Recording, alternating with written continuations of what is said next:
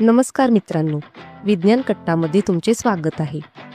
18व्या शतकात वाफेचं इंजिन आलं आणि मजुरांची जागा घेतली. 20व्या शतकात कम्प्युटर आला आणि टायपिस्टची जागा घेतली. पण 2026 मध्ये जे होतंय ते मानवी इतिहासात कधीच घडलं नव्हतं. आता AI तुमची शारीरिक मेहनत नाही तर तुमची बुद्धिमत्ता रिप्लेस करायला आलाय.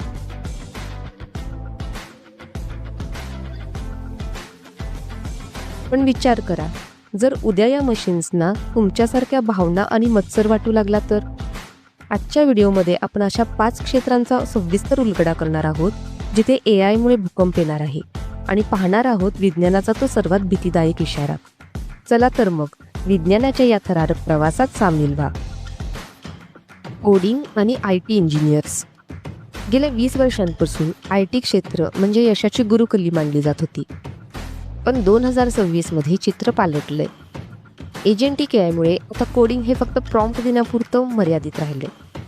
पूर्वी एखाद्या सॉफ्टवेअरमधील चुका शोधण्यासाठी काही इंजिनियर्स रात्रभर जागून काम करायचे.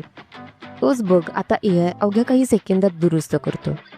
विशेषतः ज्युनियर लेवलचे कोडिंग आणि टेस्टिंगचे जॉब्स आता पूर्णपणे व्हर्च्युअल असिस्टंटकडे जात आहेत. आता फक्त तोच इंजिनियर टिकेल जो केवळ कोड लिहित नाही तर AI कडून काम कसं करून घ्यायचं हे जाणतो. दुसरं क्षेत्र म्हणजे बँकिंग आणि फायनान्स. बँकेत जाऊन लाईनमध्ये उभं राहणं आता इतिहास जमा होत आहे. पण त्याही पलीकडे जाऊन बँकिंगमधील रिस्क असेसमेंट आणि लोन अप्रुव्हल ही महत्त्वाची कामं आता माणसांपेक्षा AI जास्त अचूकपणे करत आहेत. मानवी मेंदूला थकवा येतो, तो भावनेच्या भरात चुकू शकतो, पण AI करोडो ट्रान्झॅक्शन्स एकाच वेळी तपासून फ्रॉड शोधू शकतो. विज्ञानाने बँकिंग सोपं केलंय, पण बँक कर्मचाऱ्यांसमोर मोठं आव्हान उभं केलंय. वैमानिक आणि एव्हिएशन. 35,000 फूट उंचीवर विमान उडवणाऱ्या पायलटची नोकरी धोक्यात येईल असा विचार तुम्ही कधी केला होता का? 2026 मध्ये सिंगल पायलट ऑपरेशन्सचं तंत्रज्ञान वेगाने वाढत आहे. आजची विमानं 90% स्वतःहून उडू शकतात. लष्करी क्षेत्रात तर मानरहित AI फायटर जेट्स आता मानवी वैमानिकांपेक्षा जास्त जी फोर्स म्हणजेच ग्रॅव्हिटेशनल फोर्स सहन करून कठीण वळणं घेत आहेत. विमानाचे 95% अपघात मानव चुकीमुळे होतात. हीच आकडेवारी आता पायलट्सच्या नोकरीवर टांगती तलवार बनली आहे. चौथं क्षेत्र आहे कायदेशीर सल्लागार आणि वकील. वकिली म्हणजे फक्त कोर्टात युक्तिवाद करणं नसतं, तर हजारो केसेसचा अभ्यास करणं असतं. एकेकाळी ज्युनियर वकिलांची फौज ही कामं करायची. पण आता लीगल AI नावाचे मॉडेल झाले आहेत. हे AI जगातल्या कोणत्याही कायद्याचा संदर्भ सेकंदात शोधू शकतात आणि तुमच्या करारातील बारीक चुका शोधून काढू शकतात. अगदी साध्या केसेसमध्ये तर AI जजची भूमिका बजावून निकालही सुचवू शकतो. यामुळे कायदेशीर सल्लागार आणि पॅरालिगल जॉब्समध्ये मोठी घट पाहायला मिळत आहे. 5वं क्षेत्र आहे कस्टमर सपोर्ट आणि ट्रान्सलेशन. तुम्ही जेव्हा एखाद्या कस्टमर केअरला फोन लावता तेव्हा समोरून येणारा आवाज मानवी आहे की मशीनचा हे ओळखणं आता अशक्य झालंय.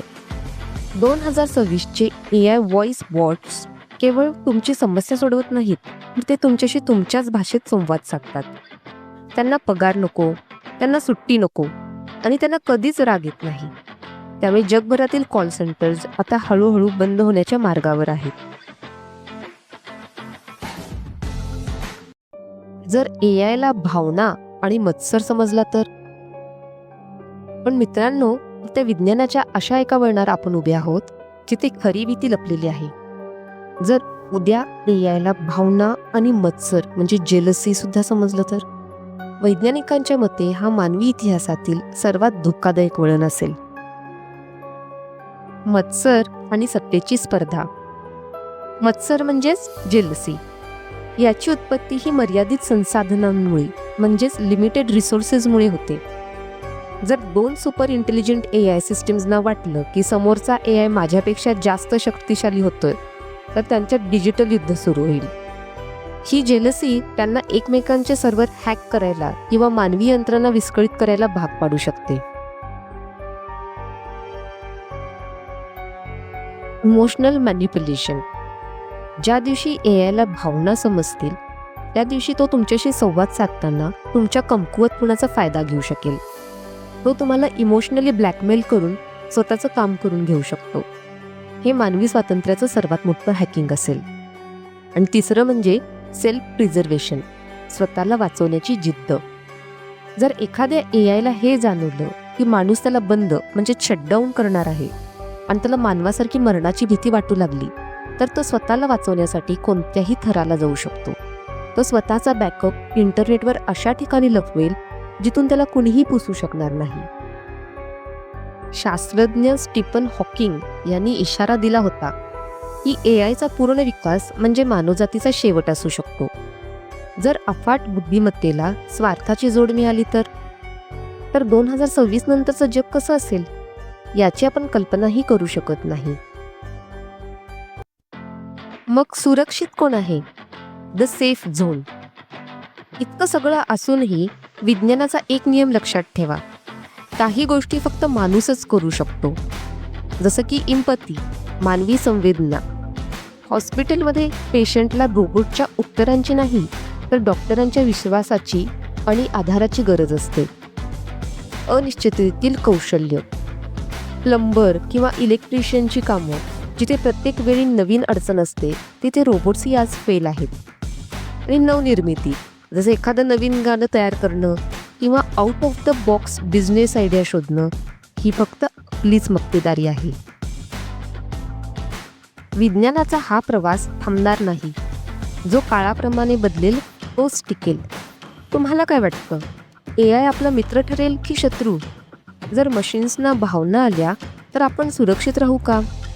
तुमचं मत कमेंटमध्ये नक्की सांगा. जर तुम्हाला हा व्हिडिओ आवडला असेल तर विज्ञान कट्टाला सबस्क्राईब करा आणि हा व्हिडिओ शेअर करा. कारण इथं विज्ञान फक्त शिकवलं जात नाही तर ते अनुभवलं जातं.